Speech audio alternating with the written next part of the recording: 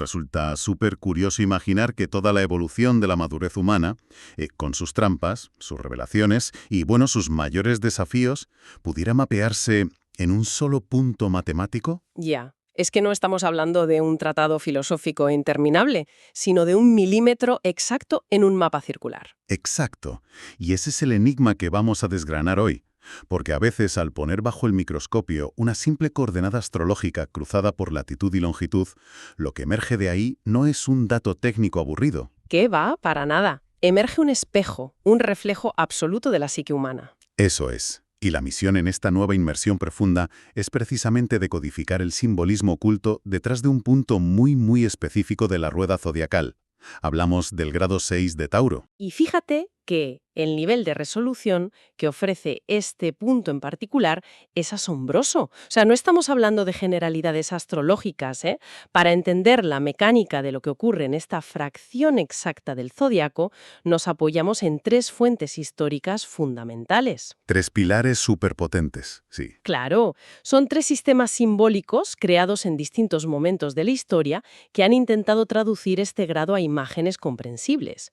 Por un lado, tenemos las visiones místicas de Charubel, por otro, los grados de la bolasfera y finalmente el dinamismo visual de los símbolos sabianos. 3 lentes diferentes apuntando exactamente al mismo milímetro del cielo. Y lo que atrapa de inmediato es cómo una misma posición matemática puede desdoblarse en escenarios tan radicalmente distintos. Totalmente. Vamos a pasar de la contemplación estética pura a la cumbre del intelecto para acabar en una especie de ingeniería de la supervivencia en el mundo real. Es como si 3 mentes brillantes hubieran encontrado un mapa del tesoro. Y cada una de ellas hubiera descifrado una etapa diferente de ese viaje. Tal cual. Pues si te parece, arranquemos con la primera capa de este misterio, que es la visión de Charubel. Porque la estampa visual que nos plantea para este grado 6 de Tauro es, bueno, cuando menos peculiar. Sí, la verdad es que la imagen es muy concreta. Charubel describe una figura geométrica muy clara, una gran elipse trazada directamente sobre la Tierra.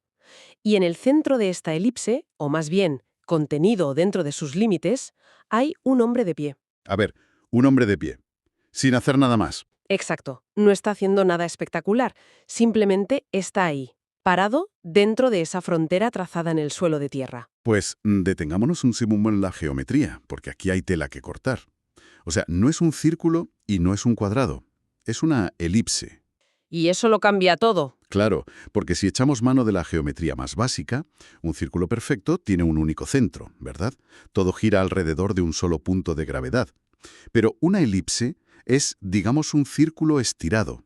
Sí, matemáticamente tiene dos focos. Eso es, tiene 2 focos. Genera una dinámica de tensión muy particular, una especie de órbita compartida.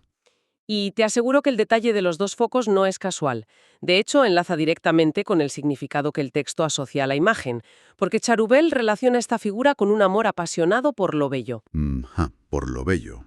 Claro, ahí están los 2 focos de la elipse. Exactamente ahí. Fíjate qué interesante. La persona está atrapada en un campo gravitatorio doble. Por un lado tenemos la atracción puramente humana, ese magnetismo visceral hacia otra persona. Sí. Y por el otro lado, el impacto sensorial brutal de un paisaje increíble o una obra de arte que te deja deslumbrado. Es una inmersión absoluta en el mundo de los sentidos. Hay un matiz muy importante en esa palabra, inmersión, porque el texto habla de una sensibilidad casi cruda. Quien opera bajo esta influencia está súper conectado con lo visual, con lo táctil, con lo puramente estético. Ya, claro. Pero a ver, hay que preguntarse qué implica realmente estar parado dentro de esa figura trazada en la Tierra. Pues precisamente hacia ahí quería ir yo. Porque a primera vista, pasarse la vida admirando la belleza, rodeado de arte y de magnetismo humano, suena al escenario ideal. Suena a unas vacaciones perpetuas, la verdad. Ya ves. Pero el hecho de estar circunscrito por esa línea en el polvo me da la sensación de que es una especie de encierro. ¿No será una trampa de terciopelo? Es una frontera invisible, sin duda alguna. Porque cuando la belleza se convierte en el único motor de la existencia, al final actúa como un límite. La persona empieza a orbitar constantemente alrededor de sus pasiones estéticas. Y consumiendo belleza de forma pasiva, supongo. Completamente pasiva. Y si trasladamos esto a la experiencia cotidiana contemporánea, es facilísimo de identificar. Es esa típica actitud de consumir constantemente imágenes perfectas, de buscar siempre la experiencia sensorial más placentera, ¿sabes? Sí, buscar la armonía visual sin aportar absolutamente nada nuevo. Exacto, el deleite pasivo. Madre mía, es como alguien que se pasa horas haciendo scroll en redes, viendo vidas perfectas, paisajes increíbles, obras de arte en una pantalla, sintiendo una apreciación genuina, ojo. Claro, no es superficial, es genuino. Es genuino, pero está totalmente paralizado, encerrado en la elipse de la observación. Qué buena forma de verlo. El gran peligro de la elipse es la inercia. O sea, la belleza física o sensorial es solo el primer nivel de este grado 6 de Tauro. Es la materia prima, digamos, el punto de partida. Y si te quedas ahí, malo. Malísimo. Si la experiencia humana se detiene ahí, se produce un estancamiento total. Para que haya una verdadera evolución, esa pasión tan desbordante por lo estético tiene que encontrar una estructura. Tiene que refinarse. Eso es, y es justo esta urgencia por salir del encierro estético lo que abre la puerta de par en par a la segunda fuente que tenemos hoy sobre la mesa, que es la visión de la bolasfera. Y aquí el salto escénico es sencillamente brutal, porque dejamos atrás al hombre confinado en una línea dibujada en el polvo, solo contemplando su entorno, Sí, pasamos a algo muy distinto. y de repente la bolasfera nos proyecta una imagen de poder absoluto. Nos describe a un hombre en la plenitud de su vida. Ya no está a ras de suelo, está elevado, está de pie sobre un estrado. Ajá. Y no solo eso, en su mano derecha empuña un rollo de papel y sobre su cabeza lleva una corona de laurel. Es que la iconografía es inconfundible. Es la estampa del triunfo clásico por excelencia. Pero claro, hay que analizar de dónde viene exactamente ese triunfo. A ver, En la antigua Roma, el laurel no se entregaba por ser hermoso o por tener muy buen gusto decorando tu casa, ¿sabes? Se otorgaba por el mérito, por una victoria. claro, a los generales victoriosos. Exacto. Y según el análisis de la bola esfera, esta imagen no representa un triunfo militar en este caso, sino algo que el texto denomina riqueza mental. Ostras, riqueza mental. Qué concepto tan rotundo. O sea, ya no estamos hablando de riqueza material ni de esa abundancia sensorial de la elipse. Para nada. Significa que las victorias más grandes de esta figura se logran única y exclusivamente a través del intelecto. El texto es súper específico al detallar las cualidades de este estado. ¿Qué dice exactamente? Pues habla de una gran penetración y gran comprensión. Son justamente estas herramientas analíticas las que le otorgan a la persona los honores, la dignidad y, bueno, la popularidad que simboliza el estar subido a un estrado. Ya veo. Pero a ver, pongamos esto un poco en perspectiva. Porque veníamos de alguien que se limitaba a recibir el impacto pasivo de la belleza. Sí. Y ahora de pronto tenemos a alguien con un nivel de comprensión profundo, capaz de penetrar en los misterios del mundo. Alguien que sostiene ese rollo de pergamino que al final es el símbolo universal de la erudición. De la teoría dominada por completo, claro. Eso es. Entonces, podría argumentarse que este es el clímax perfecto, ¿no? O sea, ¿acaso no es comprender el mundo en su totalidad la victoria máxima? ¿No es ese estrado el destino final del ser humano? A ver, es muy tentador pensarlo así. Pero hay que tener mucho cuidado con los atriles y con los estrados. Porque elevan, sí, te ponen por encima, pero también aíslan. Claro, te separan de los demás. El estrado separa los pies de la tierra. Al final, un hombre subido a un pedestal con un pergamino enrollado en la mano sigue siendo, en muchísimos sentidos, un espectador. Un espectador muy educado, muy aplaudido. Súper aplaudido, pero totalmente ajeno al barro de la realidad. Tiene todo el sentido. El conocimiento, por muy profundo que sea, si se queda contenido en ese rollo de papel y no se despliega en el mundo real, se convierte en otra trampa. En otra elipse, de hecho. Totalmente, una elipse intelectual. Y ese es el núcleo del problema aquí. La riqueza mental es completamente inútil si se queda aislada en la teoría. O sea, de poco te sirve tener una gran comprensión de la arquitectura si luego nunca pones un solo ladrillo. Ya te digo, O de poco te sirve entender todas las dinámicas de la psique humana si eres incapaz de sostener una relación real con otra persona. claro, el intelecto tiene que servir para algo más que para recibir premios y honores. Tiene que chocar irremediablemente contra la complejidad del mundo material. Exacto. Es como el síndrome este de la parálisis por análisis. Ya sabes, leerte 100 libros sobre cómo emprender, tener tu pergamino y tu corona de experto absoluto, pero no haber fundado una empresa en tu vida. Ese es el ejemplo perfecto, sí. Entonces el estrado no es la meta final, es simplemente el lugar privilegiado desde el que se divisa el verdadero desafío. Y yo me imagino que al mirar desde ese punto tan elevado, lo que se ve no es un camino llano precisamente. No, para nada. Se ve una fractura enorme. Y eso es lo que nos empuja irremediablemente hacia la tercera y última visión de nuestro análisis, los símbolos sabianos. Y aquí es donde la quietud intelectual desaparece por completo, ¿verdad? Porque en los símbolos sabianos, la imagen es puro dinamismo, es esfuerzo duro, es ingeniería pura y dura. Totalmente. El texto describe, y cito textualmente, un puente que está siendo construido a través de un inmenso cañón. Madre mía. La escala del símbolo cambia drásticamente. Ya no estamos hablando de una línea dibujada en el suelo de un jardín, ni de un mueble de madera para dar discursos. Hablamos de geografía extrema. Es un abismo tremendo. Un cañón inmenso y un puente en plena fase de construcción. Es una locura de imagen. Es una metáfora de una fuerza arrolladora, ¿sí? Dentro de todo este sistema sabiano, esta imagen representa la conquista de la naturaleza humana, pero en su raíz más profunda. Ajá. El término clave que utiliza el texto original para esto es encauzamiento.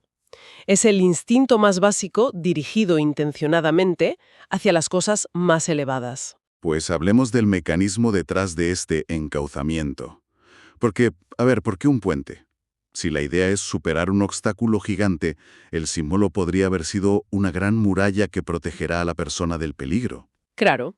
O incluso una torre altísima para alejarse de todo y aislarse aún más. Pero no, es una estructura diseñada específicamente para conectar el punto A con el punto B sobre un vacío enorme. Porque aquí el objetivo ya no es la defensa, ni la evasión teórica. El vacío, ese cañón inmenso del que hablamos, representa las fracturas de la realidad misma. Como la brecha entre la teoría y la práctica. Exacto. O la distancia entre lo que se desea y lo que realmente se tiene. O incluso las propias limitaciones instintivas del individuo. Y fíjate en un detalle crucial de la descripción sabiana. A ver, dime, dice que el puente está siendo construido. O sea, el puente no aparece mágicamente terminado para que cruces tranquilamente. Requiere lo que el propio texto define como un total e impersonal sacrificio de sí mismo. Ostras, un sacrificio impersonal. Fíjate cómo choca esto frontalmente con la primerísima imagen de Charvel, donde absolutamente todo giraba en torno al placer personal. A esa contemplación pasiva. Eso es, al disfrute propio y la pasión por lo bello. Y aquí hablamos de sacrificio. Y choca porque el puente exige madurez real. Busca alcanzar una honesta autorrealización, según nos dice el texto. Es la superación práctica de un obstáculo monumental que no te puedes saltar. Tienes que lidiar con ello. Tienes que lidiar. Requiere cálculo, requiere un esfuerzo sostenido en el tiempo, requiere renunciar al confort inmediato del presente para poder asegurar esa conexión en el futuro. Como si el intelecto del estrado se bajara por fin a la obra. Súper buena imagen. Manchándose las manos de cemento para lograr unir esos dos extremos separados. Pero claro, toda inmersión en estos textos simbólicos nos enseña siempre una regla básica. Donde hay luz, siempre hay una sombra proyectada. Siempre la hay. Y si hay un puente en plena construcción sobre un vacío, existe la posibilidad más que real de que la obra fracase estrepitosamente. Y yo entiendo que los símbolos sabianos no evitan hablar de este reverso oscuro. Que va, no lo evitan para nada. De hecho, la advertencia es muy explícita y bastante sombría, la verdad.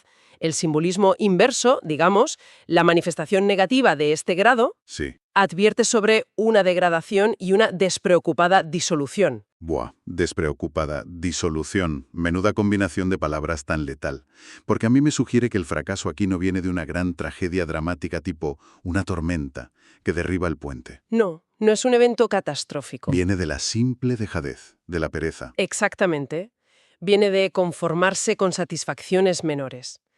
Es como asomarte al borde del cañón, mirar esa inmensidad, ver el esfuerzo titánico que requiere construir el puente viga a viga Y decir qué pasó. y decidir que no vale la pena el dolor de cabeza.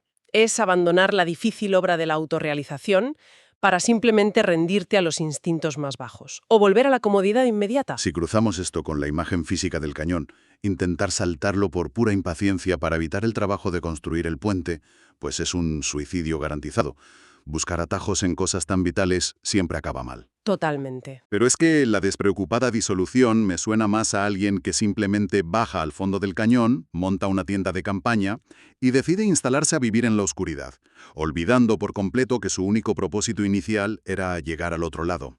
Es una capitulación en todas reglas, sí. Es renunciar al esfuerzo solo a cambio de no tener que lidiar con el fracaso y con la frustración diaria. Y por eso este grado, el grado 6, es tan inmensamente exigente. Te pide el 100%. Te exige que utilices todos los recursos que has acumulado en las fases previas. Y justo ahí es donde, para mí, todas las piezas del rompecabezas terminan de encajar a la perfección.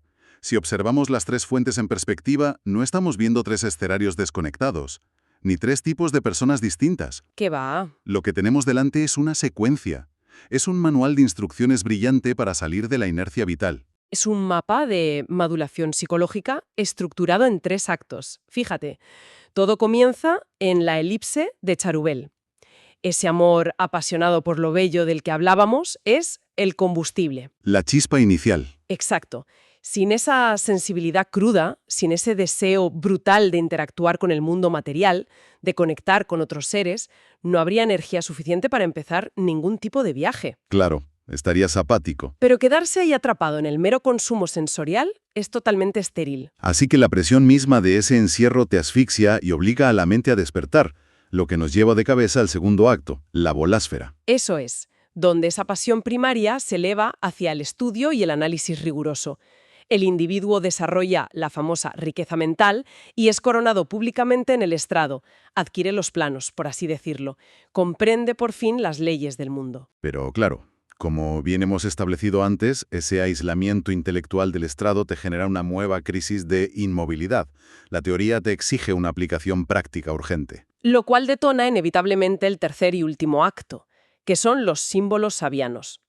Aquí toca tomar el combustible ardiente de la elipse, agarrar con fuerza los planos teóricos que trazaste desde el estrado y enfrentarte cara a cara a la brecha de la realidad. Toca construir el puente. Toca unir el ideal con lo material mediante el esfuerzo más puro y duro, esquivando siempre la tentación de abandonar la obra a medias por pura pereza. Es la aplicación suprema de la estética y la mente al servicio de una acción verdaderamente trascendente. Demuestra además que el conocimiento simbólico, cuando realmente rascas la superficie, nunca se queda en la mera adivinación o en conceptos abstractos que flotan en el aire. Es un llamado a la acción súper directo. Te exige no solo entender cómo funciona la realidad, sino moldearla. Es un viaje fascinante.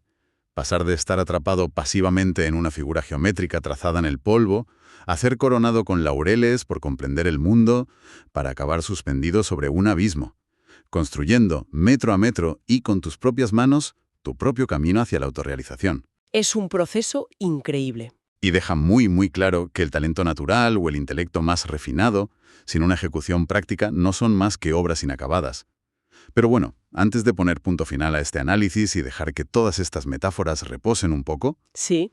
hay una última vuelta de tuerca que merece mucho la pena contemplar. A ver, adelante con ello. Hemos diseccionado meticulosamente las herramientas y todo el proceso evolutivo. Sabemos perfectamente cómo evitar la trampa paralizante de la belleza. Sabemos el peligro enorme de aislarnos en la torre de marfil de la teoría intelectual.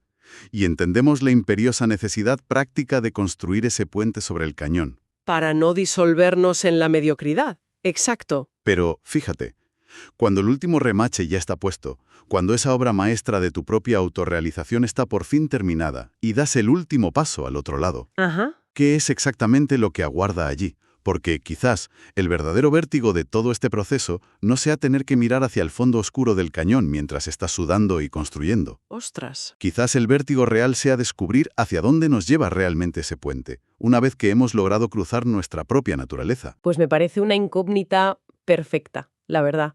Una reflexión ideal para dejarla resonando en el aire tras analizar toda la tremenda complejidad del grado 6 de Tauro. Ha sido un auténtico placer diseccionar estos símbolos y descubrir todos sus mecanismos ocultos hoy. Hasta la próxima inmersión profunda.